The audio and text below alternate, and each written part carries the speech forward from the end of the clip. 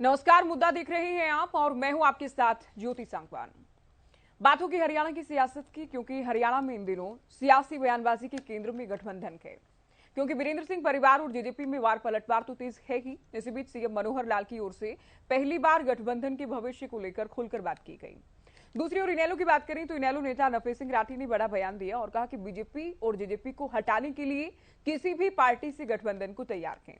ऐसे में आगामी चुनाव को लेकर बनने वाली समीकरणों पर विस्तृत चर्चा करेंगे। पहले रिपोर्ट आप देख लीजिए।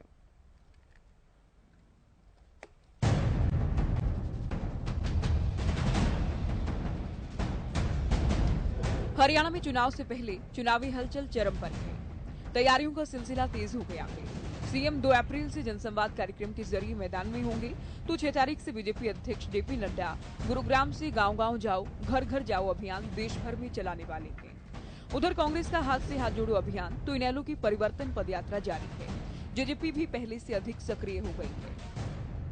लिहाजा चुनावी तैयारियां बढ़ी तो राजनीतिक बयानों को नई धार मिल गई है। बीजेपी जेजेपी गठबंधन के भविष्य को लेकर सवाल पहले से अधिक हैं। लेकिन सवालों के बीच दिलचस्प ये भी कि सीएम मनोहर लाल की ओर से गठबंधन को लेकर सकारात्मक बयान देते हुए गठबंधन की लंबी उम्र का इशारा दे दिया गया है। ये रिश्तों का दौर बना रहे, अच्छे बने रहें, यही मेरी कामना। ये रिश्तों का दौर बना रहे, अच्छे बने रहें, यही मेरी कामना। लेकिन सीएम से पहले चौधरी वीरेंद्र सिंह परिवार और जेजेपी में वार पलटवार शिखर पर है। वीरेंद्र सिंह गठबंधन की जरूरत न होने की बात कहते हैं, तो जेजेपी प्रदेश अध्यक्ष उन्हें तल्ख नसीहत देते नजर आए। कमजोरी की निशानी है। गठबंधन करने की बीजेपी सोचेगी तो बीजेपी को मैं ये कहूंगा कि वो अपने आप को अभी भी उतना सक्षम नहीं मान रहे। इसलिए मेरा अपना ये सुझाव है और मैं इस बात का पक्षधर हूं कि भारतीय जनता पार्टी 10 साल के शासनकाल में हरियाणा के अंदर अपनी जड़ें मजबूत करने में कामयाब हुई है। उनको अकेले चुनाव लड़ना चाहिए और उसके अच्छे परिणाम आएंगे। अगर गठबंधन की बात करेंगे तो फिर संशय की भावना हो जाएगी लोगों में। उनकी अपनी सोच है, किस नजरिए को लेकर के उन्होंने ये बात कही है। उन्होंने ये कहा कि वो अपनी तैयारी करें, हम अपनी करें, तो हम तो ऐसे ही करते हैं। भाजपा अपनी तैयारी करती है, हम अपनी तैयारी करते हैं। अगर वो चाहेंगे तो मिलकर के चुनाव लड़ेंगे, नहीं चाहेंगे तो अलग से। सिलसिला थमा नहीं, बल्कि बीजेपी सांसद ब्रिजेंद्र सिंह की ओर से ये तक कह डाला गया कि गठबंधन की जरूरत तो है ही नहीं, लेकिन फिर भी गठबंधन रहा और उचाना सीट जेजेपी के खाते गई तो भी उचाना से हमारा परिवार चुनाव जरूर लड़ेगा। ऐसे में जेजेपी नेता दिग्विजय चौटाला ने तीखा पलटवार किया। गठबंधन की मर्यादा में रहने की नसीहत देते हुए जैसे को तैसा जवाब देने की चेतावनी दे डाली गई। केंद्र में भी सरकार है और हरियाणा में भी 8.5 साल से सरकार है, तो सशक्त पार्टी है, ग्रास रूट्स तक पहुंची हुई है और कोई किसी प्रकार की बैसाखी की हमको जरूरत नहीं। वो जरूर है कि जब 2019 का चुनाव हुआ था असेंबली का, तो पूर्ण बहुमत नहीं मिला था, तो जिस कारण प्रदेश में सरकार को स्थायित्व देने के लिए शायद ये गठबंधन किया गया था। लेकिन मेरे ख्याल से अब आगे इसके बारे में नेतृत्व को सोचना चाहिए कि हमको इससे कोई राजनीतिक रूप से कोई फायदा हो भी रहा है या नहीं। गठबंधन की मर्यादा निभाई जानी चाहिए, नहीं तो जैसे को तैसा जवाब जरूर मिलेगा। साथियों, इस बात से सहमत हो कि नहीं? आज सारे विरोधी दुष्यंत जी के पीछे लगे हुए हैं। क्यों लगे हुए हैं? क्योंकि उन्हें इस बात की चिंता सता रही है कि 35 साल का लड़का 75% आरक्षण की लड़ाई जब बात आई पहली कलम से पूरा। वहीं जब वीरेंद्र सिंह को लेकर डिप्टी सीएम से सवाल पूछा गया तो डिप्टी सीएम दुष्यंत चौटाला पत्रकारों के सवाल को हल्के फुल्के अंदाज में मजाक में टालते नजर आए। चौधरी वीरेंद्र सिंह कहते हैं कि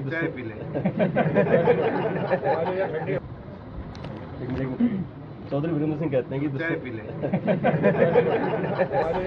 वार पलटवार के बीच बड़ी बात ये भी कि केवल बीजेपी जेजेपी गठबंधन की चर्चा नहीं, बल्कि इनेलो ने भी नई चर्चा छेड़ दी है। इनेलो नेता नफे सिंह राठी का कहना है कि इनेलो बीजेपी जेजेपी को हराने के लिए किसी भी दल से गठबंधन को तैयार है। देखो, अभी वैसे टाइम बहुत पड़ा है, लेकिन हमारे नेता चौधरी ओम प्रकाश चौटाला जी की, चौधरी अभय सिंह चौटाला जी की सोच है कि इस बीजेपी जेजेपी की सरकार को हटाने के लिए हम किसी पार्टी से परहेज नहीं करेंगे। शासन कर सकते हैं? अब देखो, हमने ये कह दिया अभी किसी पार्टी सिर्फ बीजेपी जेजेपी को छोड़ करके संभावना से इनकार नहीं किया जा सकता। जाहिर है गठबंधन की सियासत को लेकर पारा हाई है। बीजेपी जेजेपी गठबंधन को लेकर कई तरह की अटकलें हैं, अलग अलग तरह के सवाल और बयानबाजी है। ऐसे में मिशन 2024 से जुड़े सवाल ये कि सत्तासीन दोनों ही दल क्या मिलकर चुनाव लड़ेंगे या फिर राहें अलग होंगी। दोनों ही परिस्थितियों में क्या समीकरण होंगे। वहीं इनेलो किस दल से गठबंधन करेगी या इसके उलट इनेलो से गठबंधन कौन करेगा और मुख्य मुकाबला किस आधार पर और किन दलों में होने वाला है। News desk, Haryana news. चलिए आज का सवाल क्या रहेगा ये आप जान लीजिए। क्या कायम रहेगा बीजेपी जेजेपी गठबंधन? केवल 5 साल पूरे होने तक नहीं बल्कि क्या चुनाव भी मिलकर लड़े जाएंगे, सवाल ये। और अगर कायम रहेगा तो फिर वीरेंद्र सिंह परिवार और जेजेपी में रार क्यों के, तकरार क्यों के? किसने नहीं निभाया गठबंधन धर्म? क्योंकि बयानबाजी का दौर तो जारी है दोनों ही ओर से। जिन नेताओं का, जिस पार्टी का हमने जिक्र किया, इनेलो का किस दल से गठबंधन होगा, जिस तरह से नफी सिंह राठी की ओर से बयान दिया गया है। और सवाल ये भी इसके उलट कि इनेलो से गठबंधन को तैयार कौन होगा, इस पर भी हम चर्चा करने वाले हैं। कौन सी पार्टी इनेलो के साथ आने को तैयार होगी, क्योंकि इनेलो का तो खुला ऑफर है, बीजेपी जेजेपी के अलावा किसी के साथ भी गठबंधन को तैयार है। किन दलों में मुख्य मुकाबला मुख्य तौर पर होने वाला है 2024 के चुनाव में, सवाल ये भी। तो इन सवालों के साथ हम चर्चा करने वाले हैं। क्या गठबंधन कायम रहेगा? गठबंधन कायम रहेगा तो बयानबाजी क्यों है? क्या ये गठबंधन धर्म के तहत आता है? दोनों पार्टियों के नेताओं की ओर से एक दूसरे पर बयानबाजी करना। किसने गठबंधन धर्म नहीं निभाया?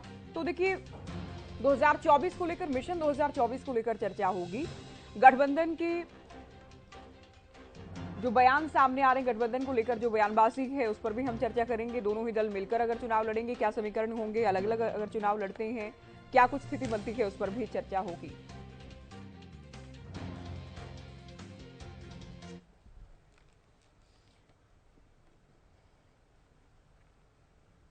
चलिए चर्चा की शुरुआत करते हैं। कुछ खास मेहमान हमारे साथ हैं। हरियाणा बीजेपी प्रवक्ता विजयपाल अहलूवालिया जी हमारे साथ जुड़ गए हैं।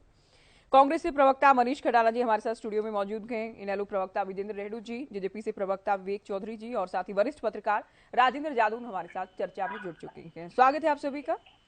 शुरुआत विजयपाल जी आपसे। पिछले दिनों हमने ओपी धनखड़ का बयान सुना कि जेजेपी के जो लोग हैं वो डिप्टी हटाना चाहते हैं डिप्टी सीएम में से, यानी सीएम बनाना चाहते हैं दुष्यंत को। लेकिन दोनों ही दल अपनी अपनी अलग अलग तैयारी कर रहे हैं इलेक्शन को लेकर। आज सीएम ये कहते हैं कि ये रिश्ता कायम रहे, रिश्तों का दौर के कायम रहे, ये मेरी कामना है। तो इन बयानों के क्या मायने समझे जाएं विजयपाल जी? क्या ये गठबंधन 5 साल के लिए या फिर चुनाव साथ लड़ने की भी कोई संभावना या ऐसा कोई प्रयास दोनों ही दलों की ओर से? देखिए, मिशन 2024 के तहत हर पार्टी अपने अपने लेवल पर तैयारी करती है और जनता के बीच में अपनी सुविधा के अनुसार बयान भी देती है।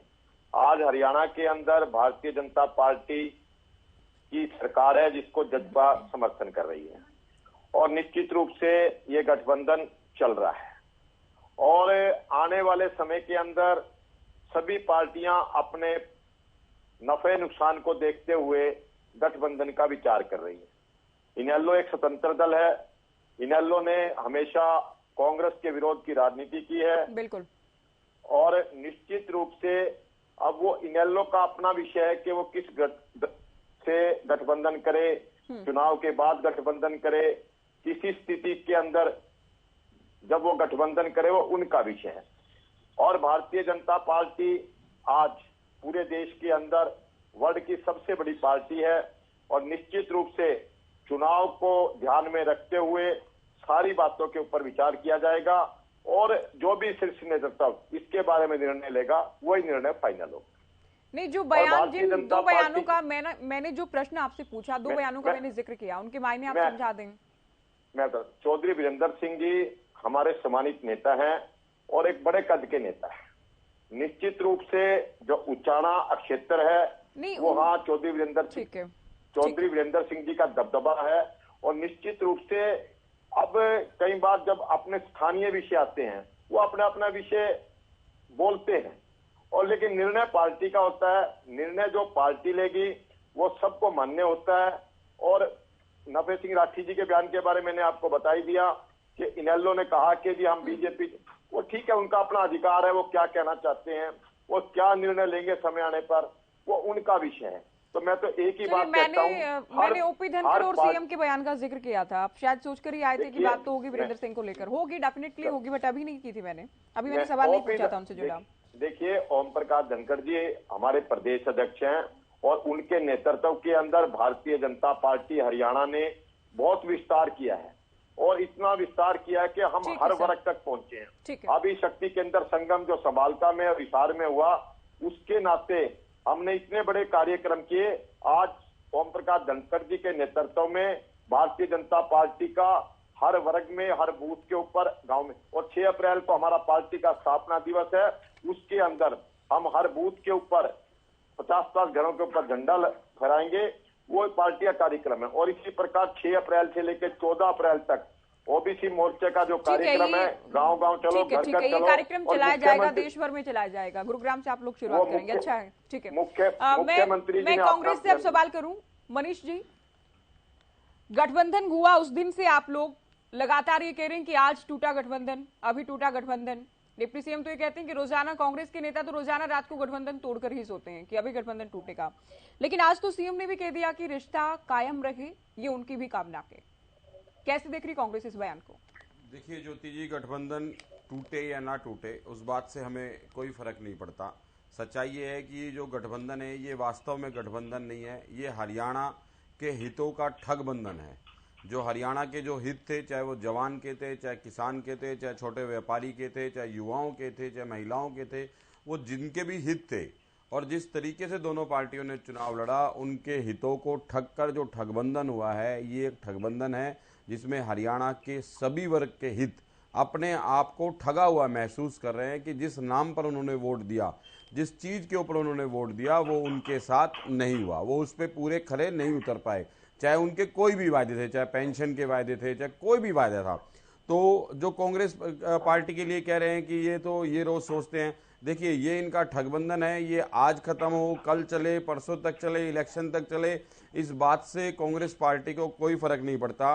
कांग्रेस पार्टी ने हमेशा जवान, किसान और बेरोजगार और युवाओं की आवाज़ को बुलंद करने का काम किया है। वो हम अपने सड़क से लेके, चाहे संसद तक की बात हो, चाहे विधानसभा चंडीगढ़ तक की बात हो, उसको उठाते रहेंगे, क्योंकि पिछले 9 साल के, 8.5 साल के आप जब ये कहते हैं कि ठगबंधन के, तो मेरा सवाल आपसे, दिग्विजय का आज ही बयान आया कि उनकी ओर से कहा गया कि दोनों ही पार्टियों की ओर से जाहिर ऑफर था, बीजेपी से भी बात की, कांग्रेस से भी बात की, लेकिन जनहित की 5 मांगों और शर्तों पर सहमति कांग्रेस से नहीं बन पाई, इसलिए कांग्रेस से गठबंधन नहीं हुआ।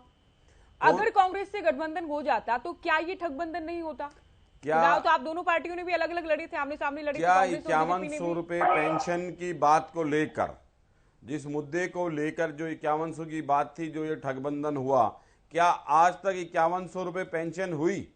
जिस 75% आरक्षण, आप ये बताएं कि अगर बिल्कुल हुआ नहीं है, जब अभी हम इस पर चर्चा कर रहे हैं, बयान तो ठगबंधन तो हो ही गया ना। हरियाणा के हितों को जो एक सम्मान राशि पर सहमति नहीं बनी, अगर ये कांग्रेस के साथ आ जाती तो अच्छे थे। तो ये गठबंधन, ये ठगबंधन नहीं होता। हुड्डा साहब ने 10 साल से दिल्ली में क्या हुड्डा साहब ने 10 साल के कार्यकाल में, उनकी ओर से ज्योति जी, हुड्डा साहब के कार्यकाल में उन्होंने जो कहा वो किया, जो वायदे उन्होंने किए उनको पूरा करके दिखाया। और जहां अभी एक लाठीचार्ज सरपंचों के ऊपर हुआ, अगर वहां आप बयान भी सुनेंगे तो दुष्यंत जी के और दिग्विजय जी के दोनों के बयान अलग हैं। दुष्यंत जी कहते हैं कि ठीक है, नई नई चीजें हैं, सरपंचों को टाइम लगेगा, और वहां पर दूसरे दिग्विजय जी कहते हैं जी मैं सरपंचों के साथ हूं। तो आप ये बताइए कि कौन सरपंचों के खिलाफ है और कौन सरपंचों के साथ है? तो अपने आप में बहुत सारी ऐसी बातें हैं। मेरे सवाल का उत्तर छोड़ के आप सब कुछ बोलते हैं। आप ये बताएं कि आप लोग साथ आ जाते तो अच्छा था। फिर नहीं, अगर हम साथ, अगर हम लोग साथ आते तो आज जो बुढ़ापा पेंशन है वो 5100 रुपए होती। अच्छा। जो किसानों के ऊपर लाठीचार्ज हुए, जो सरपंचों के ऊपर लाठीचार्ज हुए, वो नहीं होते। हरियाणा में बिजली के पावर प्लांट लगाए जाते। हरियाणा में जहां मेट्रो 1 इंच आगे नहीं बढ़ी उसको आगे बढ़ाया जाता। हरियाणा में एक भी विश्वविद्यालय जो आज तक नहीं बना इस सरकार में वो बनाए जाते। हरियाणा में हॉस्पिटल बनाए जाते। एक भी कोई बस ये हरियाणा रोडवेज डिपो में लाए हो तो वो लाई जाती। हरियाणा जो बेरोजगारी में, भ्रष्टाचार में और क्राइम में नंबर 1 आ गया, उसको जैसे हुड्डा साहब के कार्यकाल में प्रति व्यक्ति आय और निवेश में नंबर 1 था, आज वो उस पटरी पर होता। हमने अगर समझौता करा या किया होता तो आज प्रदेश फिर से भाईचारे की मिसाल होता। छत्तीस बिरादरी का जिस तरीके से विकास का पहिया एक साथ आगे बढ़ रहा था वो दोबारा आगे बढ़ता। इनके कार्यकाल में अगर इन्होंने कोई काम किया तो ज्योति जी सिर्फ और सिर्फ नाम बदले, चाहे गुरुग्राम का नाम बदलकर गुड़गांव का बदलकर गुरुग्राम किया, चाहे हुडा विभाग का HSVP किया, नाम जरूर बदले लेकिन काम कोई नहीं हुआ।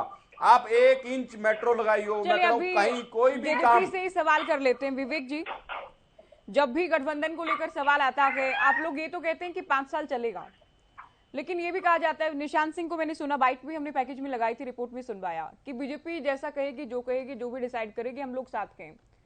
तो आप लोगों का क्या बीजेपी के भरोसे स्टैंड है? आप लोगों का अपना कोई स्टैंड नहीं है? निकाय चुनाव से लेकर हम देखें कि कहा कि अलग लड़ेंगे, ठीक है अलग लड़ेंगे, कहा साथ लड़ेंगे, ठीक है ये भी ठीक है।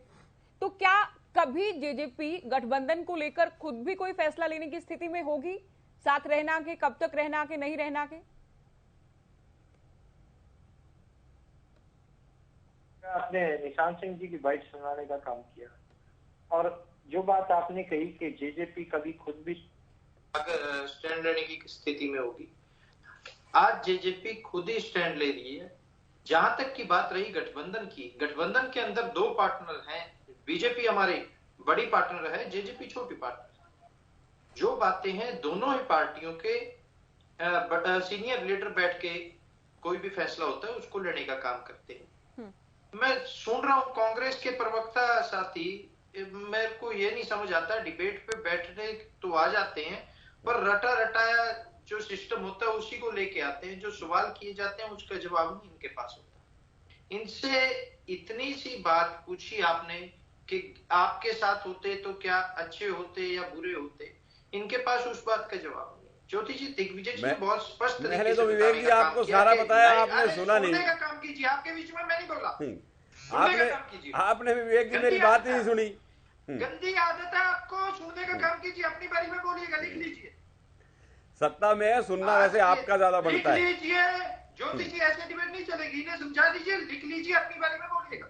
जी मनीष जी, आपको वक्त दिया, आप सुनिए, फिर आपको टाइम दिया था, आज अब बात पूरी कीजिए। गठबंधन मजबूती से सरकार चला रहा है और आने वाले समय में हमारा संगठन मजबूत है। हम ग्राउंड लेवल पे, चाहे बूथ की बात की जाए, बूथ पे बूथ योद्धा और बूथ सखी हमने बनाने का काम किया। ग्राउंड लेवल पे हमारा संगठन मजबूत है। आज सोचने का विषय उनके लिए जिनके पास संगठन है ही नहीं। आज बातें वो लोग कर रहे हैं यहाँ पे बैठ के बड़ी बड़ी, जो हर बार कहते हैं कभी 28 फरवरी को बना लिया जाएगा, कभी 28 मार्च को बना लिया जाएगा, आज कभी कहते हैं 3 महीने बाद बना लिया जाएगा। जब जब प्रदेश अध्यक्ष बना तब एक ही बात इन द्वारा कही गई कि 3 महीने बाद हमारा संगठन बना लिया जाएगा। कितने प्रदेश अध्यक्ष बदले गए, संगठन इनसे बना ही नहीं पाए। संगठन तो तब बनाएंगे अगर इनमें एक बात होगी। आज स्थिति ऐसी है, एक स्टेज के ऊपर इनके नेता तो आ नहीं सकते। अगर इनकी विधायक दल की बैठक होती है उसमें इनके नेता नहीं इकट्ठे हो सकते, इनके विधायक नहीं इकट्ठे हो सकते। आज बातें बड़ी बड़ी करते हैं, दूसरों पे आरोप लगाने का काम तो करते हैं पर अपनी पार्टी की तरफ बिल्कुल नहीं देखते। अभी सुन रहा था मैं, इनेलो के नफे सिंह राठी जी भी अपनी बात रख रहे थे कि हम गठबंधन करेंगे, किसी से भी करें। ज्योति जी, आप भी गांव से संबंध रखते हैं, मैं भी गांव से संबंध रखता हूं और तमाम साथी जो डिबेट पे बैठे हैं वो गांव से ही संबंध रखते हैं। मेरे ख्याल से हर एक गांव में एक आदमी ऐसा होता है जो धक्के से गड़ पड़ता फिरता है। अच्छा, आज इनेलो की स्थिति वही है। आज इनेलो धक्के से गड़ पड़ती फिर रही है। मैं आपको याद दिलाना चाहूंगा, 2019 के चुनाव से पहले इनके नेता कहते थे स्टेट कार्यकारिणी की मीटिंग बुला के भगवा और हरा को इकट्ठा कर, बिल्कुल जींद बाई इलेक्शन के टाइम करण चौटाला की ओर से भी कहा गया कि भगवा और हरा एक कर दिया जाए। ओम प्रकाश चौटाला साहब का जिक्र किया गया, उनकी चिट्ठी का, उनकी बात का। भगवा और हरा को इकट्ठा कर दे, मैं दिल्ली जा रहा हूँ और इकट्ठा करके आऊंगा। अरे गठबंधन उससे होता है जिसके पास कुछ हो, आपके पास है ही कुछ नहीं, आपसे कौन गठबंधन करेगा। आज कांग्रेस के सिर होते फिर रहे हैं, धक्के से सिर होने वाली बात है, धक्के से सिर होते फिर रहे हैं कि आज कांग्रेस के साथ दीपेंद्र हुड्डा साहब बयान दे चुके हैं कि हमें किसी गठबंधन की जरूरत नहीं है, हम कुछ चुनाव लड़ने के लिए सक्षम है। आज इनका तो वो हाल है, कोई इनको स्वीकार नहीं कर रहा है, धक्के से गड़ पड़ने की कोशिश कर रहे हैं। आज गठबंधन हमारा मजबूती से लड़ रहा है और चुनाव में आने वाले समय में भी अगर चुनाव होगा, अकेले भी हम चुनाव लड़े तो बहुत मजबूती से लड़ेंगे। आपने जींद बाई इलेक्शन का जिक्र किया, जींद बाई इलेक्शन के अंदर हमारी पार्टी नई बनी थी और किस तरह से चुनाव लड़ा गया, कितनी मजबूती से चुनाव लड़ा गया, वो सबके सामने था। वो देखिए, आने वाले समय तो में स्वर्गीय हरिचंद मिड्ढा इनेलो से थे, इनेलो का वोट किसी एक को तो जाना था, उस पर तो हम बहुत बार चर्चा कर चुके हैं। वो जेजेपी को चला गया, ठीक है। दिग्विजय चौटाला मजबूत उम्मीदवार लगे होंगे उस वक्त। ज्योति जी बीजेपी का कैंडिडेट जींद बाई इलेक्शन को लेकर तो हम बहुत बार चर्चाएं करते हैं। नहीं, मिड्ढा साहब के बेटे जाहिर कृष्ण मिड्ढा थे बीजेपी के उम्मीदवार, लेकिन इनेलो का वोट जो पार्टी दो फाड़ होने के बाद जिसको जाना था दिग्विजय को चला गया, जो कि इनेलो कहती है, ठीक है। रेणु साहब, ताऊ देवीलाल की बात करें, अगर मैं ठीक हूं 1971-72 में कांग्रेस से अलग राही की, उसके बाद एक ऐसी पार्टी बनाई जिसमें जो एक रीजनल पार्टी सरवाइव कर पाई, जो सरकार बना पाई, एकमात्र ऐसी पार्टी हरियाणा की। तो जो कांग्रेस के खिलाफ राजनीति करते रहे, आप लोग कहते हैं कि उनके आदर्शों का आप लोग पालन कर रहे हैं, तो क्या इनेलो पार्टी आज कांग्रेस पार्टी के साथ जाने को भी तैयार थे? और क्या ये ताऊ देवीलाल के आदर्शों के खिलाफ नहीं होगा? के आदर्शों पर गैर कांग्रेस की राजनीति वो करते रहे जब तक थे। पर चल करके इस बार ज्योति जी, ताऊ देवीलाल के आदर्शों पर चलते हुए इंडियन नेशनल लोकदल पार्टी अपने आप को आगे स्थापित करती जा रही है। और जहां तक आपने कहा कांग्रेस के साथ जाने के बाद, देखिए मुझे ये बताइए, चौधरी बंसीलाल का राज बना हरियाणा प्रदेश में, उसने समझौते के साथ बनाया। उसके बाद कांग्रेस का 2009 में राज बना हरियाणा प्रदेश में, 40 सीटें आई और 6 सीटें हजका से इक्वार। ये ज्योति जी थोड़ा ठीक करवा जी, मैं कहूंगी पीसीआर टीम को फिक्स तो 2009 में कांग्रेस ने हजका के एमएलए को तोड़ करके सरकार बनाने का काम किया। अब 2019 में भारतीय जनता पार्टी को मात्र 40 सीट मिली और ये सत्ता के लालची ये नहीं कह सके कि हम सत्ता में नहीं बैठेंगे क्योंकि हरियाणा प्रदेश ने हमारे को मैंडेट नहीं दिया। इसके तो आप लोगों को किस बात का लालच है जो कभी ताऊ देवीलाल ने नहीं किया, वो क्या अभय चौटाला, क्या इनेलो आज की इनेलो करेगी? आप लोगों को किस बात का लालच है? ये आप लोग भी कैसे भी करके सत्ता के करीब आना चाहते हैं फिर? हाँ, मैं बिल्कुल हाँ, सुनिए आप। तो इन्होंने सत्ता में बैठने का काम किया बिना मैंडेट के। तो नफे सिंह राठी और चौधरी ओम प्रकाश चौटाला जी ने बयान दिया है, जो बयान दिया उसके संदर्भ में मैं ये बातें बता रहा हूं। अगर ऐसे हालात इंडियन नेशनल लोकदल पार्टी के साथ हो जाते हैं, 5, 7, 10 सीटों की कमी रह जाती है और भारतीय जनता पार्टी की सरकार को हरियाणा प्रदेश से चलने का काम किया जाना है, तो जिस प्रकार से इन्होंने भी कम मैंडेट होते हुए दूसरों से मदद लेकर के सत्ता स्थापित की, अगर ऐसे हालात होते हैं तो कमी रही तो निर्दलीय बनवा देंगे सरकार, निर्दलीय भी आ जाएंगे। रेड्डू साहब बता रहे हैं कि हमारा अगर 5-7 की कमी रही तो सरकार बना लेंगे आप लोग। हम वो जिसके पास भी 5-7 की कमी होगी वो सरकार बना लेगा, उसमें किसी पार्टी। रेड्डू साहब ने अपना टारगेट लगा लिया कि 5-7 से ऊपर नहीं जाएंगे, इतने पे ही रहना है। ये कह रहे कि 5-7 की कमी रही, ये कमी बता रहे, ये नहीं कह रहे कि 5-7 अगर आई तो, इनका कहना 5-7 की अगर कमी रही तो। बोलिए रेड्डू साहब। ज्योति जी, एक तो इस भाई को बोलो, ये अभी खटाना के ऊपर गुस्सा कर रहे थे, बीच में नहीं बोलना, अब ये बीच में बोल रहा है। मेरी बात को अच्छे से समझो, अगर समझ में नहीं आती है तो दोबारा पूछ लो मेरे से, मैं दोबारा क्लियर करूंगा। कोई बात नहीं, कई बार समझ में ना भी आए बात तो दोबारा पूछी जा सकती है, मैं यहीं पर बैठा हूँ, लेकिन बीच में मत बोलने दो इनको। रेड्डू साहब, सत्ता का नशा है। हरियाणा प्रदेश में इंडियन नेशनल लोकदल पार्टी को जन यात्रा परिवर्तन यात्रा के तहत जो अपार जन समर्थन मिल रहा है, उसके आधार पर मैं ये कह सकता हूं कि हम अपनी सरकार बनाएंगे। लेकिन खुदा ने खास्ता यदि थोड़ी बहुत कोई कमी पेशी रही, तो जब सारी पार्टियों की ये प्रथा है, ये रिवाज है, और हमारा तो एक संकल्प है, हम चाहते हैं कि भाजपा की सरकार को चलता करना है, तो इस सरकार को चलता करने के लिए यदि हमें किसी से सहयोग लेना भी पड़ा तो वो हम सहयोग लेने में गुरेज नहीं करेंगे। बयान का मतलब ये है, बयान का मतलब ये नहीं है कि हम किसी के साथ पहले गठबंधन करेंगे या किसी के साथ जाएंगे या किसी को लाएंगे। ये ऐसा कुछ नहीं कहा, सत्ता से पोस्ट पोल अलायंस की बात नहीं कर रहे थे नफे सिंह राठी को यहाँ से निकालने का मतलब क्या हो नफे सिंह राठी जी का? नहीं, पोस्ट पोल अलायंस की बात थोड़ी हुई है। उन्होंने कहा कि इस पार्टी की सरकार नहीं हुआ ज्योति जी, उन्होंने ये कहा है कि इस सरकार से हरियाणा प्रदेश को मुक्त करने के लिए यदि हमें किसी का सहयोग लेना पड़ा तो वो हम सहयोग ले लेंगे। हमारा एकमात्र विजन है कि 2024 में हरियाणा प्रदेश की इस सरकार को जमुना पार भेजा जाए और इसके हरियाणा प्रदेश को मुक्त किया जाए। चलिए चर्चा को आगे ले जाते हुए जादौन साहब, सरकार की नीतियां यहाँ पर लागू की, जादौन साहब देखिए सपने देखने में ओके सुनिए, अभी सपने देखने में कोई बुराई नहीं, लेकिन जब से इनेलो और जेजेपी अलग हुए या पार्टी दो फाड़ हुई, जिन बाई इलेक्शन देखा जमानत नहीं बची इनेलो की, लोकसभा में कहीं जमानत नहीं बचा पाए, विधानसभा चुनाव की बात करें उम्मीदवार भी ऐसे नहीं थे जो सबके सामने है प्रदर्शन। कुल मिलाकर कह सकते हैं एक एलनाबाद बचा बाई इलेक्शन में, उसका भी मार्जिन कम हो गया। तो ये कहना कि अगर हमारी 5-10 की कमी बची तो हम किसी भी दल से सहयोग ले लेंगे, आपको लगता है कि आज की तारीख में इस तरह की बातों का कोई आधार है?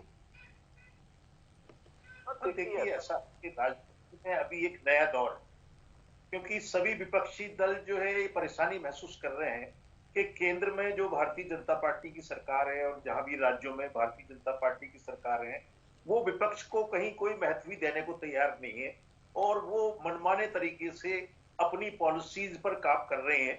तो ऐसी स्थिति में अब एक नया दौर है। जैसे महाराष्ट्र में शिवसेना और कांग्रेस के गठबंधन के बारे में किसने सोचा था कि ऐसा मौका भी आ जाएगा? वो जो दोनों ही दिशाएं अलग अलग विपरीत दिशाओं में थे, दोनों ही दल, लेकिन उनमें गठबंधन हो गया। अब हरियाणा में भी कुछ ऐसी स्थिति हो सकती है कि कहीं कोई इनेलो कांग्रेस के साथ चला जाए या कांग्रेस पसंद करे कि भाई इनेलो के साथ गठबंधन से जो उनके वोट काटने की प्रक्रिया है, जो सरकार विरोधी वोट है, उसको हम सुरक्षित कर सकते हैं। तो ऐसा भी हो सकता है। और पिछली बार सरकार को इतने अति आत्मविश्वास की शिकार हो गई थी कि 75 पार, और वहां जो है कई विश्लेषणों में तो ये भी आ गया था कि अब 80 सीटें मिलने वाली हैं, 90 के सदन में 80 सीटें मिलने वाली। लेकिन ये हुआ कि एक साधारण बहुमत भी नहीं मिला। मैं समझता हूं कि पिछली बार भी सरकार के साथ बड़ी एंटी इनकम्बेंसी थी, जिसमें जाट आरक्षण आंदोलन, पंचकुला हिंसा और कई तरह के मुद्दे थे, जिससे जो है एक आम मतदाता में कुछ नाराजगी थी। और वो भारतीय जनता पार्टी को बाहर करना चाहते थे।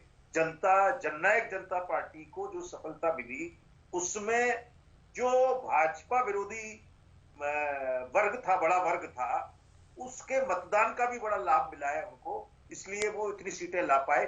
और ऐसी स्थिति थी कि वो बहुमत नहीं हासिल कर पाए, और ये क्या करते विपक्ष में बैठकर, तो इन्होंने अलायंस किया। फिर अब उन्होंने ये भी बात रख दी कि हमारे जनहित के 5 मुद्दों पर कांग्रेस सहमत नहीं थी और भारतीय जनता पार्टी ने सहमति दी, तो हमने अलायंस कर लिया। अब वो ये आने वाला चुनाव भी एंटी इनकम्बेंसी से भरपूर है। सरपंच नाराज हैं, किसान बड़े नाराज थे, और जननायक जनता पार्टी ने तो इस अलायंस में मैं समझता हूं कि हासिल कितना किया होगा, खोया भी है। जो किसान मतदाता इनके साथ था वो नाराज है, क्योंकि ये कृषि कानूनों का समर्थन कर रहे थे और अलायंस में बैठे हुए थे। उप मुख्यमंत्री दुष्यंत चौटाला का तो हेलीपैड ही खोद दिया गया नाराजी में।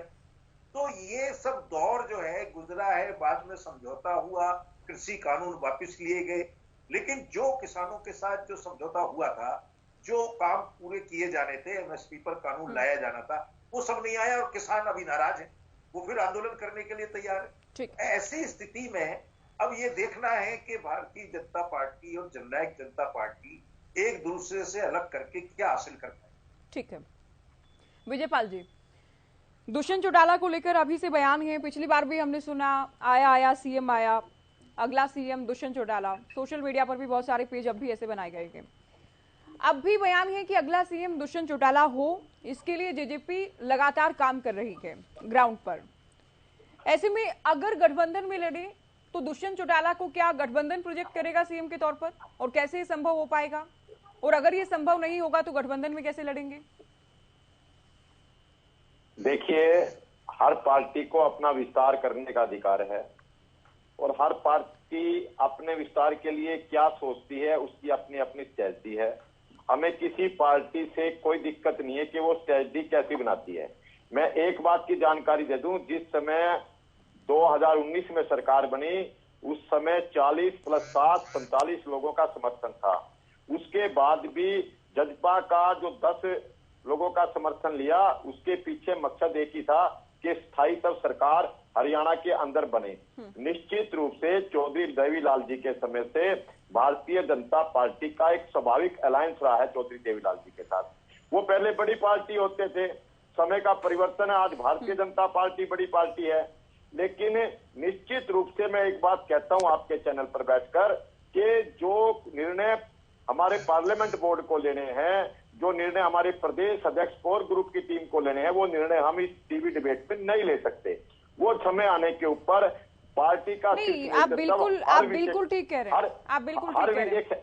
लेकिन जैसे कोई भी हरियाणवी, मेरे जैसे हरियाणवी जो दर्शक टीवी के सामने बैठे हैं, वो तो ये जरूर सोचते होंगे कि अगर गठबंधन में लड़े तो जाहिर है सीएम पद के लिए तो उम्मीदवार एक होगा।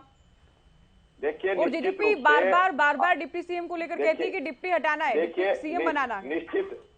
निश्चित रूप से मैंने एक बात कही कि भारतीय जनता पार्टी के नेतृत्व में ही चुनाव होगा और भारतीय जनता पार्टी अपना मुख्यमंत्री बनाकर ही चुनाव लड़ेगी, इसमें कोई दो राय नहीं है। लेकिन मैं आपको एक और बात कहना चाहता हूँ। अभी पत्रकार जो हमारे जिन्होंने जी बढ़िया बात वो कह रहे थे किसानों के लिए, मैं एक बात का चैलेंज करता हूँ इस चैनल के माध्यम से।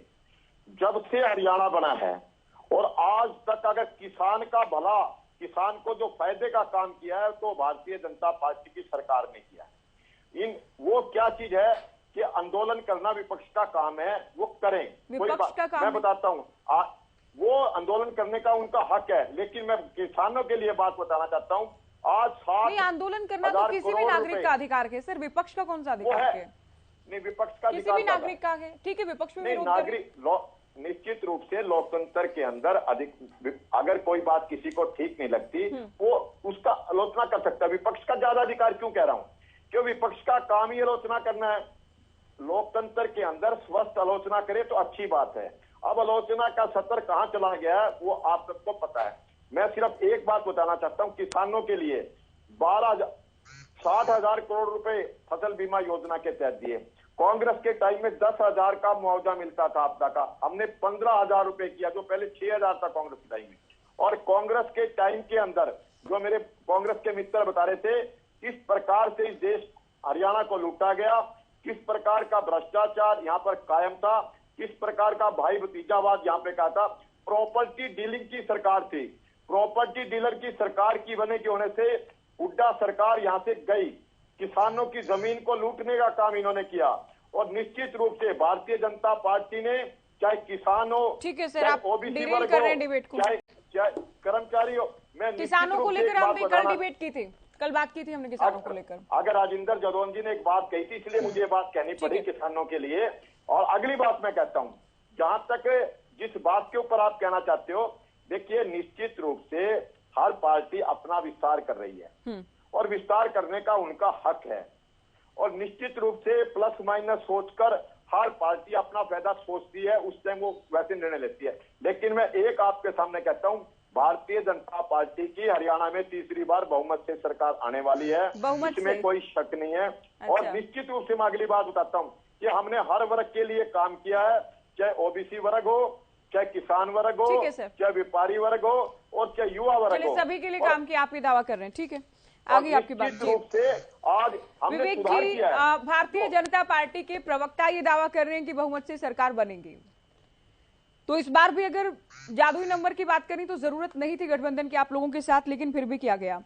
अब आप ये समझाएं कि 2019 के चुनाव के बाद 3 बाई इलेक्शन, तीनों पर बीजेपी के उम्मीदवार, क्योंकि पिछली बार बीजेपी का प्रदर्शन अच्छा था, तो इस नाते तो अगर साथ भी आप लोग लड़े, आप लोगों के कोटे में जो सीटें आई, उस नाते तो संभव ही नहीं हो पाएगा कि डिप्टी सीएम से सीएम बनने की जो आप लोग बार बार दावा कर रहे हैं, प्रयास कर रहे हैं, संभव हो किसी भी स्थिति में?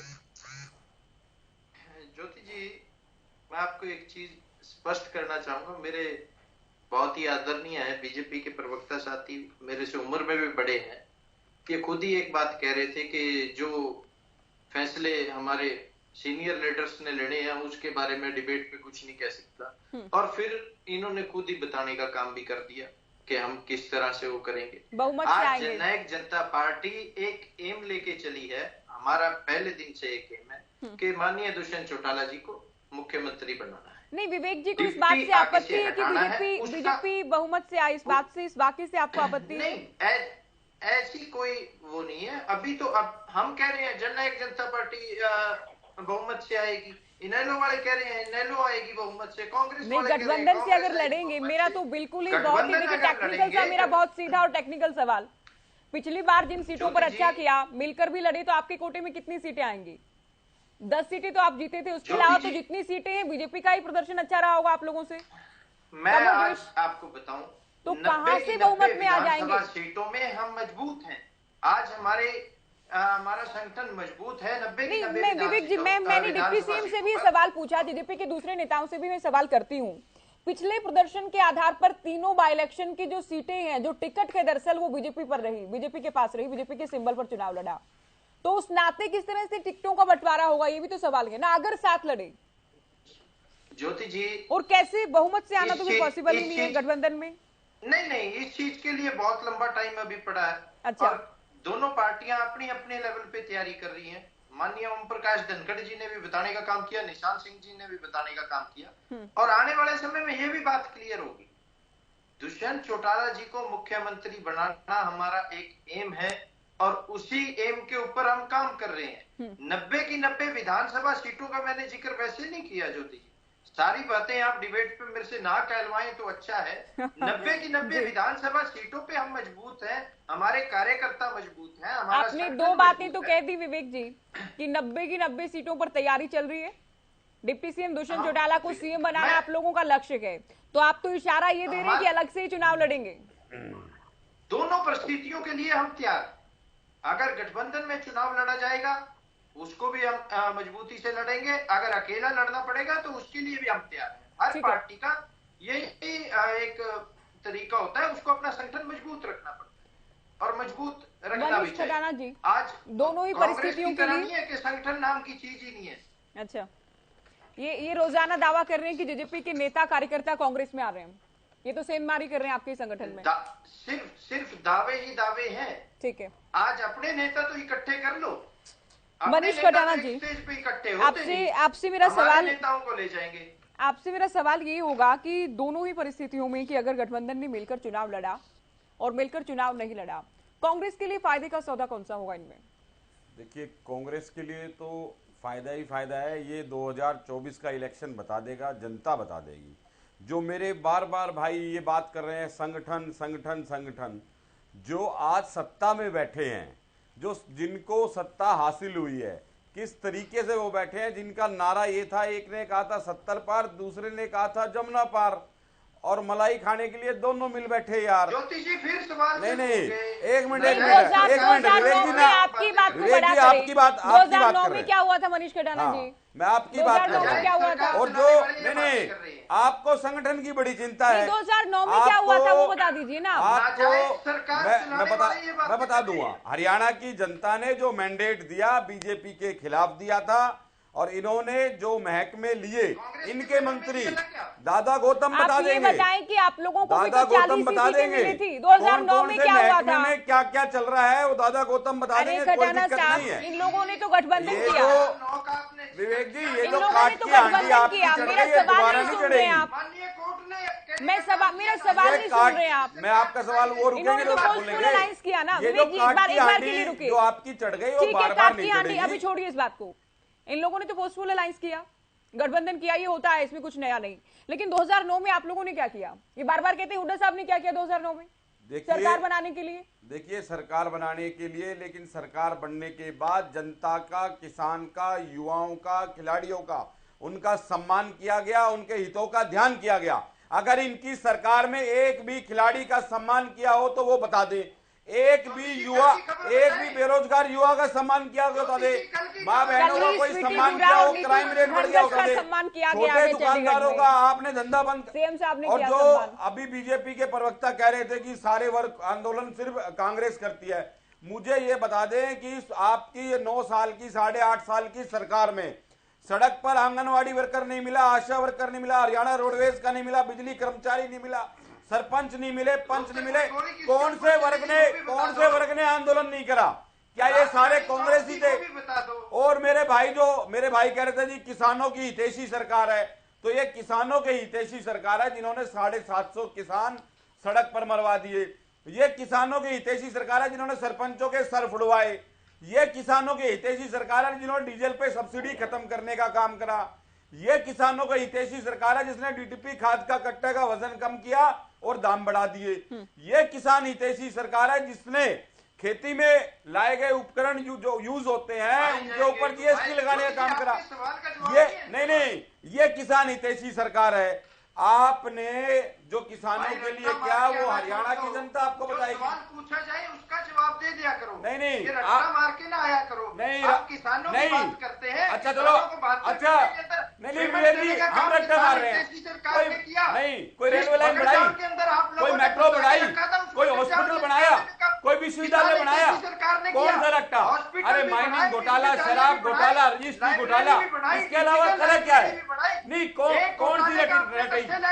कौन सी रटाई? मेट्रो बढ़ाई, मेट्रो चलाई, मेट्रो बढ़ाई क्या? कोई विश्वविद्यालय बनाया, कोई बिजली प्लांट लगाया, कोई स्कूल खोला आपने, हरियाणा गुड़गांव का बस स्टैंड बनाया, सिविल हॉस्पिटल बनाया, सिर्फ रजिस्ट्री घोटाला, माइनिंग घोटाले, शराब घोटाले, कैसी बातें कर रहे हो? कोई एक काम तो बता दो, एक काम तो बता दो विवेक जी, एक काम तो बता दो। विधानसभा के पिछले 4 साल के अंदर हरियाणा की जनता को लूटने का काम कर रहे हो। सिर्फ घोटाले आपके मंत्री बता देंगे, विधायक बता देंगे कौन कौन से घोटाले आप कर रहे हो, कौन कौन से महकमे, वो मलाईदार महकमे जो आपको दिए गए हैं। आप 90 नहीं, आप अपने संगठन आप 90 सीटों की बात कर रहे हो। आप हम तो बिना संगठन के 31 थे, आप संगठन के बाद 10 पे थे। आप हमारा क्या मुकाबला कर रहे हो? आप 5100 रुपए पेंशन करो ना, जो बुजुर्ग सम्मान भत्ता है उसको 5100 करो, जिसके ऊपर सरकार बनी थी। जब से बैठे हो एक वायदा तो बता दो, एक वायदा तो बता दो। सिर्फ घोटाले के अलावा कुछ नहीं करा। सरकार ने नाम बदले हैं, सरकार ने नाम बदले हैं। नाम बदलने का खर्चा किसने दिया? हरियाणा का टैक्स पेयर का पैसा है ये हरियाणा का टैक्स पेयर का पैसा है जिसके आप नाम बदल रहे हो। देखिए ये दर्शक नहीं सुन पा रहे हैं इसे। खटाना जी अपना काम करो, उसके नाम रखो। अरे खटाना जी आप सुने, अभी सुने तो मेट्रो बढ़ा गई क्या आपने? मेट्रो चलाई कहीं आगे 1 इंच बढ़ी? खटाना जी आप सुनिए अभी।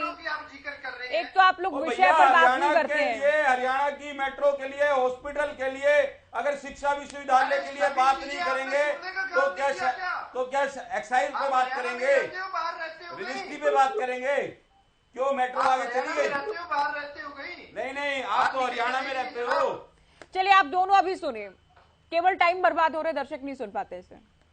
नहीं अभी सुनिए, शांति से सुनिए, शांति से, धैर्य से बैठी मनीष जी। बैठे हैं तो सुनने का मादा रखिए। तो अकेले आप नहीं बोलते रहेंगे ना, आप लोग विपक्ष में बैठे हैं तो कोई काम किया नहीं विपक्ष में? वो कह रहे हैं जी विपक्ष साहब कब से इंतजार कर रहे हैं। कौन सा वर्ग आंदोलन नहीं करा मुझे? नहीं आप लोग एक तो ये हो हल्ला करते हैं, दूसरे मेहमान जो शांति से बैठकर सुनते हैं, फिर उनका कसूर है, उनका टाइम बर्बाद हो रहा है।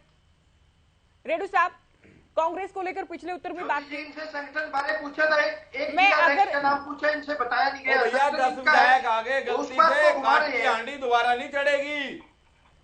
अरे आप देखिए ना क्या होगा, अपनी पार्टी की चिंता कीजिए, हमारी चिंता ना कीजिए। 2024 जेजेपी हरियाणा से बाहर, 2024 जेजेपी बीजेपी हरियाणा से बाहर। ठीक है, आपने कह दिया। अपने विवेक जी आप भी सुनिए। सरकार नहीं सुनिए, मैं बाहर है क्या मैं आप दोनों को म्यूट करवाऊं? फिर ये कोई तरीका नहीं बिल्कुल भी। रेडू साहब कांग्रेस को लेकर हमने बात कर ली, क्या बीएसपी और आम आदमी पार्टी, बीएसपी के साथ तो आप लोग पहले भी गठबंधन करते आए हैं, क्या बीएसपी और आम आदमी पार्टी को भी विकल्प के तौर पर लेकर चल रहे हैं? क्योंकि कह दिया गया कि कोई भी दल हो, हम गठबंधन को तैयार हैं। बिल्कुल ज्योति जी, इस सरकार को सत्ता से दूर करने के लिए इंडियन नेशनल लोकदल पार्टी को जिसके भी सहयोग की जरूरत पड़ेगी उसका सहयोग हम लेंगे। लेकिन इससे पूर्व में मैं ये इस बात को भी मेरे को नोटिस किया जाए कि इंडियन नेशनल लोकदल पार्टी की जो परिवर्तन यात्रा और इसके संगठन की मजबूती के आधार पर हम जो है ना अकेले सरकार बनाने में सक्षम हैं। लेकिन यदि आवश्यकता पड़ती है तो जिस भी कारण से सरकार बना सकेंगे या जिनको सत्ता से बाहर कर सकेंगे तो हम वो काम करने का कार्य करेंगे। दूसरी बात ज्योति जी, अभी आपके चैनल पर ही जो ये डिबेट चल रही है, इसी में 2-3 बातें आई हैं 2024 को लेकर के अभी साथी ने कहा कि हमारा संगठन मजबूत है। दोनों साथी कह रहे हैं हमारा संगठन मजबूत है। ये कहते हैं कि जवाब नहीं देते, लेकिन इन्होंने भी जवाब नहीं दिया। ये नहीं बता रहे कि संगठन मजबूत है या गठबंधन मजबूत है। गठबंधन की दोनों ही प्रवक्ताओं ने कोई बात नहीं की, दोनों ने अपनी अपनी बात कहने का काम किया। और विजय पाल जी ने तो यहाँ तक कह दिया कि समय बताएगा, समय के ऊपर क्या। एक तो इसको बंद करवा दो, ये हर किसी के बीच में बोलते हैं, ये हर किसी के बीच में बोलते हैं। इसको बंद करवा सवाल किया, मैंने जवाब दिया। देखो ये बड़ी गंदी आदत है बीच में बोलना। एक ये जो है ना अनमेच्योर प्रवक्ता वाली बात ना कर, ये समझदार प्रवक्ता और फिर बीच में बोलता है। कोई बात नहीं, तू तेरे टाइम में दे दिए भाई, अपने टाइम में दे दिए, अपने टाइम में छोटे भाई, अपने टाइम में जवाब दिए। बीच में डिस्टर्ब नहीं करा करते। लाखों लोग इस चैनल को देखते हैं और इसमें बीच में बोल करके आप लोग डिस्टर्ब करते हो। ये अच्छी आदत नहीं है। छोटा भाई है, प्यार से सुना कर और बाद में जवाब दिया कर अपने आप में। आपने कांग्रेस वाले को बोलने दो रे, न मेरे को बोलने दे रहे। आपसे बड़ी पार्टी का प्रवक्ता विजय पाल यहाँ बैठा है, वो कितनी धैर्य से सुन रहा है। या आपको ज्यादा दर्द हो रहा है, वो भी तो सुन रहा है। आपका बड़ा भाई है, वो कितने प्यार से सुन रहा है, मैं कितने प्यार से सुन रहा था। आप बोलते हो, आपके लिए भी हमारे मन में बहुत जवाब तैयार होते हैं, लेकिन हम बोलते नहीं। ये सारी बातें मैं बोल चुकी हूँ। आप लोग जो ना मैं ये सारी बातें बोल चुकी हूँ सर। अगर आप विषय पर आएंगे। नहीं मनीष जी आप भी सुनिए, मनीष जी आप भी सुनिए। दिया बुझने से पहले बहुत तेज फड़फड़ाता है।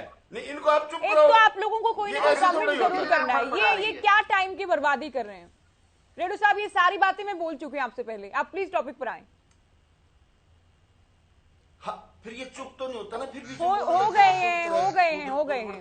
गए हैं शांत। मैं ये कह रहा था, हाँ मैं ये कह रहा हूँ, उन्होंने किसी ने भी ये नहीं कहा कि हमारा गठबंधन मजबूत है। इन्होंने कहा कि हमारा संगठन मजबूत है। चलो इनको मुबारक। दूसरी बात देखिए, ये इतने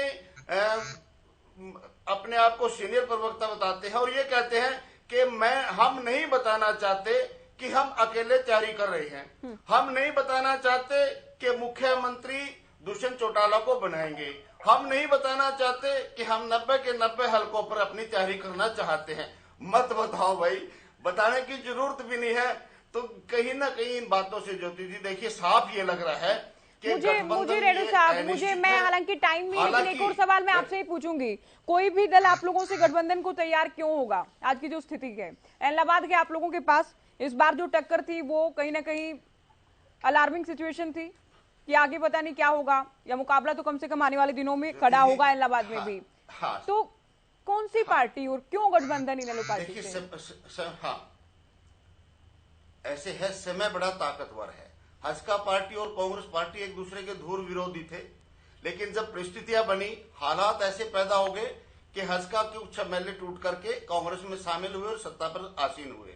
इसी प्रकार से 2019 में जेजेपी पार्टी और बीजेपी पार्टी धूर विरोधी थे, एक दूसरे को बिल्कुल कोस करके पानी पी करके कोसते थे। कितनी अगर वो वीडियो देखोगे तो एक दिन भी इकट्ठे नहीं रह सकते, लेकिन हालात ऐसे बने कि ये इकट्ठे हो गए। ये हालात और परिस्थितियां मजबूर करती हैं इंसान को।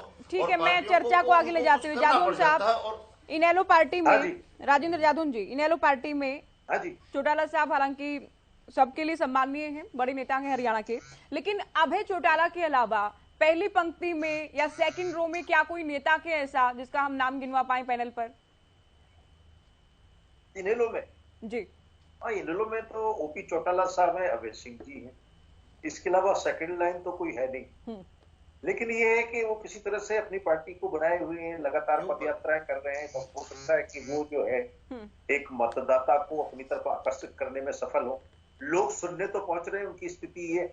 तो अब चुनाव आते आते क्या माहौल बनता है देखने की बात होगी। हाल फिलहाल तो वो संघर्ष कर रहे हैं, इसी तरह से अपने पार्टी को बनाए हुए हैं, अपनी स्थिति को बढ़ाने का प्रयास कर रहे हैं। तो अब देखते हैं कि चुनाव आते आते क्या स्थिति बनती है, क्योंकि ये चुनाव का माहौल अब अभी भी तो आम आदमी पार्टी भी अखाड़े में प्रवेश कर चुकी है, वो भी लगातार पूरी ताकत लगा रही है। और मुझे लगता है कि वो किस तरह से अपने को धीरे धीरे बढ़ाने के प्रयास में है। निकाय चुनाव में कहीं कहीं उनको सफलता मिली है। तो अब देखते हैं कि आने वाले समय में और 2024 के चुनाव में कौन पार्टी किस तरह से क्या कर पाती है। ये अभी जो है अभी काफी मुद्दे और माहौल बनना बाकी है। अभी विपक्ष की एकजुटता भी का दौर भी चल रहा है। जिस तरह से राहुल गांधी की लोकसभा की सदस्यता रद्द की गई, उससे सारी विपक्षी दल और खासतौर से क्षेत्रीय दल चिंतित है। उनको ये लगता है कि जब इतने बड़े दल के साथ भी इस तरह की कार्रवाई हुई है तो ये केंद्र की तरफ से किसी भी नेता की, उनकी पार्टी के किसी भी नेता के खिलाफ कोई भी कार्रवाई हो सकती है। तो ऐसी स्थिति में एक नया माहौल बन रहा है राजनीति का। अब देखते हैं कि इनेलो फिर ऐसी स्थिति में कहां स्टैंड करती है, ये तो देखने की बात है। बिल्कुल। विजयपाल जी, आपने पिछले उत्तर में कहा कि बीजेपी बहुमत से सरकार बना रही है। अगर आप लोग बहुमत से सरकार बना रहे हैं तो मेरा एक सवाल जो आज की डिबेट में अभी बचा है, मुख्य मुकाबला किससे होगा? कांग्रेस पार्टी से? देखिए, पहले तो मैं जदौन जी ने एक बात कही, जो कोर्ट काम करता है वो सरकार काम नहीं करती। राहुल गांधी को जो सजा दी है कोर्ट ने दी है, सरकार ने नहीं दी। और नियम के अनुसार, कोर्ट के नियम के अनुसार काम हुआ है। हो हल्ला करने से कुछ नहीं होता। निश्चित रूप से कानून अपना काम करेगा। और जहां तक ज्योति सांगवान जी ने कहा कि अगला मुकाबला किससे होगा, भारतीय जनता पार्टी बहुत अधिक वोटों से, सीटों से जीतने वाली है और अपनी बहुत कंफर्टेबल मेजोरिटी से सरकार बनाएगी। तो क्लीन स्वीप तो नहीं करेंगे ना सर? मुकाबला तो किसी से होगा। मैं ये पूछ रही हूँ कि दूसरी पार्टी किसे देख रहे हैं? आप लोग बहुमत से हैं, दूसरी पार्टी कांग्रेस जी। अभी कोई कांग्रेस कहीं मुकाबले में नहीं है कोई। अभी तो बहुत समय बाकी है, अभी बहुत समय आएगा। और कांग्रेस का ना, अभी कांग्रेस का आपने जो हाल देखा है, मैं उसके बारे में ज्यादा नहीं बताना चाहता। जनता इसका फैसला ले चुकी है और कांग्रेस तो अब दूर की चीज हो गई है। अच्छा, विवेक जी काफी देर से कुछ कहना चाह रहे हैं, आखिरी कमेंट आपका। ज्योति जी, मैंने शुरुआत में कहा था इनेलो वालों का हाल अब वही है कि धक्के से सिर होने वाला। इनको मैंने शुरुआत में कह दिया कि संगठन भी मजबूत है और गठबंधन भी मजबूत है। इन्होंने शायद सुना नहीं, थोड़ा सा सुनने में दिक्कत आई। संगठन भी मजबूत है, गठबंधन भी मजबूत है। तू तड़ाक का तरीका इन्होंने अपनाया। इसी तू तड़ाक के तरीके आप इनेलो का इतना क्यों प्रचार कर रहे हो? क्या बात डर लगा क्या इनेलो से? अब डर बैठ गया क्या इनेलो का? इनके बारे ज्यादा आप पूरी डिबेट इनेलो के ऊपर कंसंट्रेट कर रहे हो। इसका मतलब इनेलो का डर बैठ गया आपके मन में, ये मान के चले हमें। आज वो ये अच्छी बात है, अच्छी बात है। आपने प्रचार करना शुरू कर दिया, खुद ही प्रचार करो और डिबेट में सुनना भी सीख लो भाई, सुनना भी सीखो डिबेट में। और अपनी बात अगर स्पष्ट नहीं कह सकते तो कम से कम अपनी बात स्पष्ट नहीं कही जाती तो कम से कम अपने बारे में बोल दिया करो। इनेलो, हाँ, सुनो मेरी बात सुनो, खुद भी सुनना सीखो और धैर्य भी रखना सीखो आप लोग। और बात को स्पष्ट कहना भी सीखो। सलाह करके क्या है? अरे अभी आपके सरपंचों के बारे में कोई नेता कुछ बोल रहा है, कोई नेता कुछ बोल रहा है और आपके विधायक ही सारे आपके खिलाफ बोल रहे हैं बिना मुद्दे के। कुछ भी बोलिए। तो आपको बुरा लगा ना? मुझे भी ऐसे ही बुरा लग रहा था। से अलग बात करते मुझे भी बुरा लग रहा था जब आप बोल रहे हैं। बिना मुद्दे के कुछ भी बोलिए। टाइम है नहीं मनीष जी, बहुत छोटा कमेंट आपका। ये बोलता है, यही कारण था जो साथी थे बीजेपी के तेरे को बुरा लग रहा है। रेड्डी साहब एक मिनट, मेरे साथी जो बीजेपी के प्रवक्ता जो कह रहे थे जी कांग्रेस कहीं नहीं यार, कांग्रेस से हमारा कोई मुकाबला नहीं है, तो मैं उनके संज्ञान में ला दूं कि हुड्डा साहब को 2019 में कमान मात्र 15 दिन पहले मिली थी। हम 31 सीटें जीते थे, आप 40 जीते थे और 9 सीटों में 500-700 का ज्यादा मलाई खा लिए। कोई बात नहीं विवेक भाई, कोई बात एक तो आप याद रखा करो मनीष जी, आप 31 से 30 हो चुके हैं। कोई बात नहीं, 30 हो गए उस समय। ठीक है, बहुत शुक्रिया सभी का, आप सभी का बहुत शुक्रिया। आप लोगों ने वक्त दिया और हमने चर्चा की, तो मिशन 2024 को लेकर चर्चा की। फिलहाल दीजिए इजाजत, नमस्कार।